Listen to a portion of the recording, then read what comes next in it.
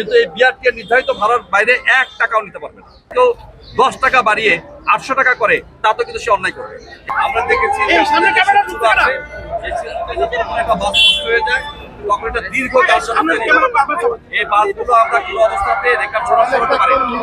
আর যখন আমরা একটা রেকর্ড নিতে যাই, তখন এই রাস্তার কারণে, রাস্তার ছোট চাপের কারণে এখানে রেকর্ড পৌঁছাতে আধা ঘন্টা, সময় 1 ঘন্টা সময় প্রয়োজন। এবং এই যে সময় প্রয়োজন হয়, এই সময় দেখা যায় যে 15-20 কিলোমিটার যাতায়াত হয়ে যায়। এবং সবচেয়ে বড় যে সমস্যাটা হয়, যে যাত্রীরা ওই বাসটাতে থাকে, তারা তো কোনো রকম যাওয়ার কোনো উপায় থাকে না।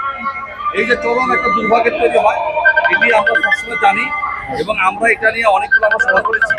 বিশেষ করে আমাদের একদম সভা হচ্ছে মন্ত্রণালয়ে, সেখানে আমাদের মাননীয় যোগাযোগ মন্ত্রী মহোদয় ছিলেন, আমাদের যোগাযোগ প্রতিমন্ত্রী মহোদয় ছিলেন এবং আমাদের ইউপি মহোদয় অ্যাডভোকেট শিমুল বিশ্বাস স্যার ছিলেন এবং সবাই আমাদেরকে যে নির্দেশনা দিয়েছে যে আমরা এবার অবশ্যই এই জিনিসগুলো অত্যন্ত সিরিয়াসলি নিব। রাস্তা যাতে কোনো রকম কোনো বাস আনফিট বাস যাতে চলাচল করতে না পারে দূরপাল্লায়, এইগুলো একটা বিষয়। আর 2 নম্বর যে বিষয়টা আমরা ভীষণ কনসার্ন, সেটা হচ্ছে অতিরিক্ত ভাড়া আদায়। এই অতিরিক্ত ভাড়া আদায় যাতে হতে না পারে। তবে আমি একটা ছোট্ট একটা ব্যাপারে একেবারে ছোট বিষয় আমরা যে কথা বলে দেখেছি, সেটা হচ্ছে দেখবেন যে আমরা ভাড়ার চার্ট দেওয়া হবে। আমি ঢাকা থেকে মুজিবনগর মেহেরপুর এখানে একটা জিনিস দেখলাম, এখানে ভাড়ার চার্টে বিআরটিতে লেখা আছে 790 টাকা। আপনারা যে কেউ দেখতে পারেন, 790 টাকা রাখা আছে। এখানে আমরা কথা বলে যেটা দেখলাম যে সারা বছর তারা কিন্তু 790 টাকা ভাড়া নেয় না। কেন নেয় না?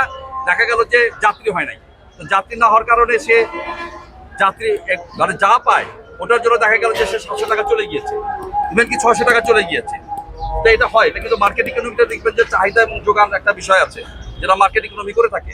তো সেই ক্ষেত্রে খালি গাড়ি যাওয়ার চাইতে সে মনে করে 700 টাকা বা আমি 790 টাকার ভাড়া আমি 600 টাকা নিয়ে চলে গেলাম, তাও তো আমি 600 টাকা পেলাম। কিন্তু এখন তো প্রচণ্ড চাপ এবং সবাই ঈদে বাড়ি যাবে। এখন তারা কি করছে, তারা 790 টাকায় ভাড়া নিচ্ছে। কিন্তু আমরা 2টা কাউন্টারে দেখেছি 790 টাকার জায়গায় তারা 750 টাকা নিচ্ছে। এটা কিন্তু আমাদের কাছে কাগজ আছে, আমরা কাগজ দেখেছি। 750 টাকার মতো নিয়েছে, জিয়ার নিয়েছে এটা, এবং যে পূর্বাশা এটা নিয়েছে, এই কাজটা করেছে। এখন এটাকে আমরা অ্যাপ্রিসিয়েট করি যে ভাড়াটা বিআরটি নির্ধারণ করে দিয়েছে, সে ভাড়াটা যেন সবাই আদায় করে। এবং এটা আমাদের কাছ থেকে স্পষ্ট মেসেজ। আমাদের যোগাযোগ মন্ত্রী কিন্তু স্পষ্টভাবে বলেছে যে যদি এই উপলক্ষে বিআরটি নির্ধারিত ভাড়া, আপনাদের কিন্তু একটা বিষয় বুঝতে হবে যে 2টা ভাড়া কিন্তু চলে। একটা হচ্ছে বিআরটি বলে দিয়েছে ভাড়া, আর আরেকটা ভাড়া হচ্ছে সে সাধারণ সময় তার সাথে কম নিত। কিন্তু এই বিআরটি নির্ধারিত ভাড়ার বাইরে 1 টাকাও নিতে পারবে না। সুতরাং 790 টাকার ভাড়া যদি কেউ 10 টাকা বাড়িয়ে 800 টাকা করে, তা তো কিন্তু সে অন্যায় করবে এবং আমরা কিন্তু ব্যবস্থা নিব।